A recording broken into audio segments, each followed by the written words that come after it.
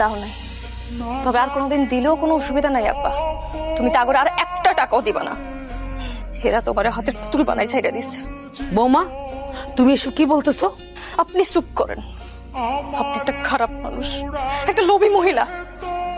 আপনার সেনা আমার হয়ে গেছে। আপনার পোলারে দিয়ে একটার পর একটা বাইনা করতেছেন আপনি, আর আপনাকে বাইনা আমার বাপে বাড়ি ঘর বেচে পূরণ করবো, এত সোজা? আল্লাহ রে আল্লাহ, এই জীবন রাখতে লাভ কি? কি লাভ? আমার পোলার বউ আমার জমি বলছে। মা, তুমি কার কথায় কি মনে করতেছো? তুমি চুপ থাকো। ওর বাপে টাকা দিব না মানে?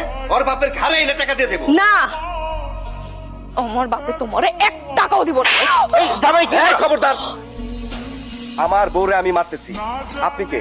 আপনার টাকা আনতে খুশি 3 লাখ টাকা আইনা তারপর কথা বলবেন। যান যান।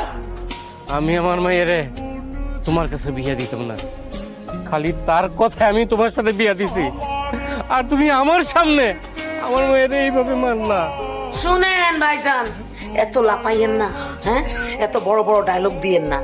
আমার পোলা যে আপনার মায়ের বিয়া করছে, কোন পরিস্থিতিতে করছে আপনি কিছু জানেন? হ্যাঁ, আপনি কি জানেন আপনার মাইয়া বিয়ার আগে অন্তঃসত্ত্বা ছিল? এখন 4 মাস চলতেছে, 2 দিন পরে নাতি তুলে খেলবেন, উয়া উয়া করবো। কিরে মা, এইসব কি বলতেছে? কি শুনি এইসব? আব্বা, আমি এই কারণেই ওরে বিয়ে করতে চাইছিলাম। আরে শুনেন, পাটটা কম লন। আপনার কলঙ্ক আমার পোলায় মাথায় লইয়া লিছে। হ্যাঁ, আমার পোলার কথা চিন্তা কইরা এখন আপনি বাড়িতে যান। এই তাড়াতাড়ি বউডারে আটকায় রাখ, তালা দিয়া রাখ। যতক্ষণ না পর্যন্ত টাকা নিয়ে আসবো ততক্ষণ পর্যন্ত আটকায় রাখবি। যা। এই চল। না যাবে।